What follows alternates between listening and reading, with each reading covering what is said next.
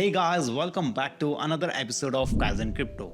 Every few years, someone jumps on a mic to call Bitcoin a scam, a trap, or a tool of control. But if you listen closely, this warning reveals less about Bitcoin and more about their fear of losing control. And just this month, that fear's back into spotlight. Thanks to Tucker Carlson. Yeah, the same guy who once praised Bitcoin's freedom from government control, now saying it's a scam run by elites. He even hinted it might be a CIA project. All because Bitcoin's creator's anonymous was this. And nobody can explain to me who Satoshi was, the creator of Bitcoin, this mysterious guy who apparently died, but nobody knows who he was.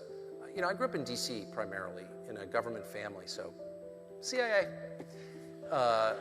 That's my guess, can't prove it, but you're telling me to invest in something whose founder is mysterious and has billions of dollars of unused Bitcoin. What is that? And no one can answer the question, including some of the biggest holders of Bitcoin in the world. Do I know personally? They're like, oh, it doesn't matter. What matters to me?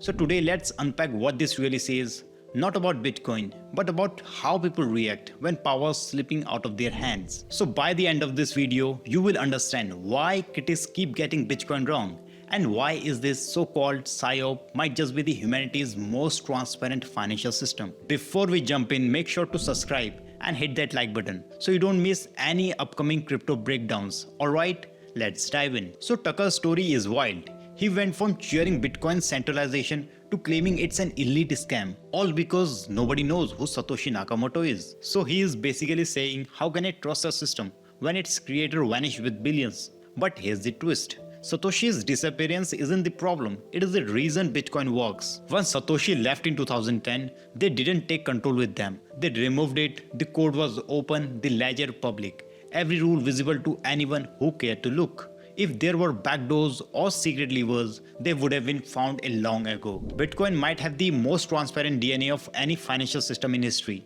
and that mystery of its creator is exactly what keeps it clean.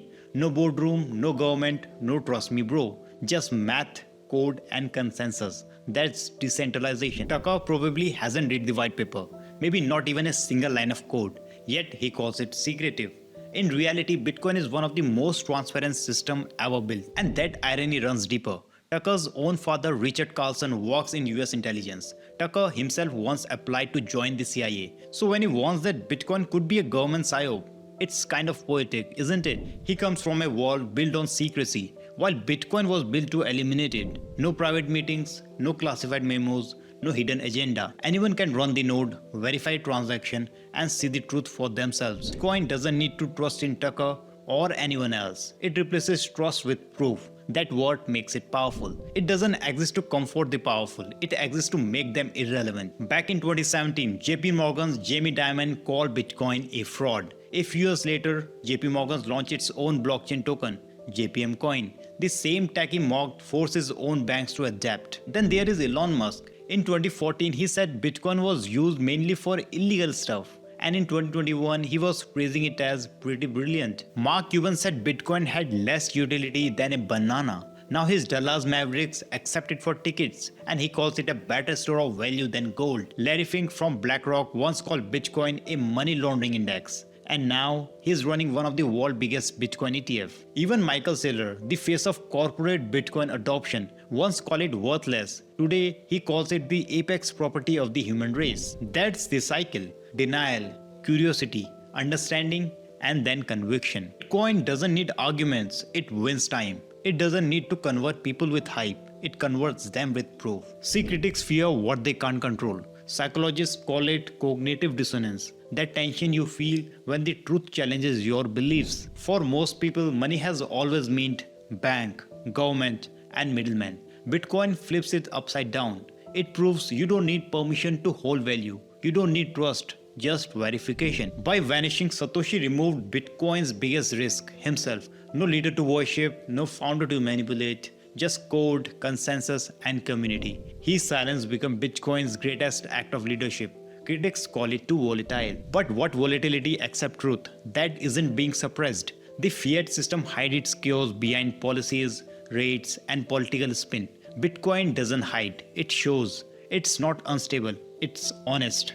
And when people say it uses too much energy, That's the cost of true security. Every criticism of Bitcoin is secretly a compliment to its design. That's why Bitcoin never dies. Every bear market, every ban, every FUD cycle, Bitcoin just keep going. Every 10 minutes a new block is mined. It doesn't care who praises it, who mocks it, or who bans it. By 2025, Bitcoin's market cap broke 2 trillion again. That's not celebrity hype or political approval, but because millions of people choose it freely, not as speculation, but as sovereignty. That's a quiet revolution, money that belongs to everyone and no one at the same time. And that's what scares the establishment. They can't cancel it, freeze it, or inflate it anyway. It's borderless, without censorship, and incorruptible. Bitcoin doesn't ask for power. It makes power irrelevant. Every crash, every ban, and every headline calling it dead, all of it is pressure. But pressure doesn't destroy steel, it makes it stronger.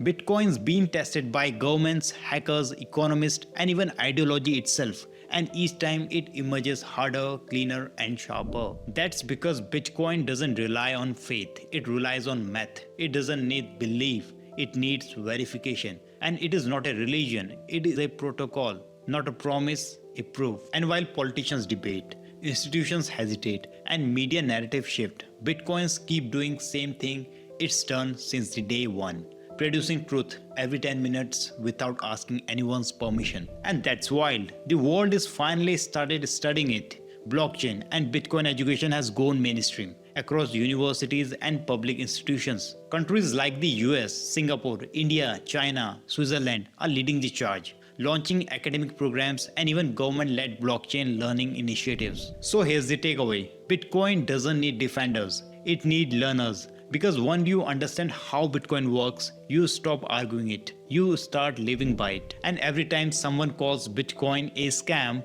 it proves itself again. And every time someone trying to kill it, it grows stronger. Because freedom doesn't need permission. It needs people brave enough to claim it. And this isn't about blind faith in crypto. It's about believing yourself. In the world where everything is owned, tracked, and controlled, Bitcoin is the last open frontier. It is not just digital money. It's digital truth. And that's why Bitcoin isn't the scam. The real scam is the system that told you to trust it. So what do you think? Is Bitcoin the future of financial freedom or just another phase of money evolution? Drop your thoughts below. And if you want daily breakdowns, exclusive strategies, and early access to Kaizen crypto research, join our Telegram or Discord, links below, free for now. And finally, you guys are amazing. Thanks for watching. Stay curious, and I will see you in the next episode.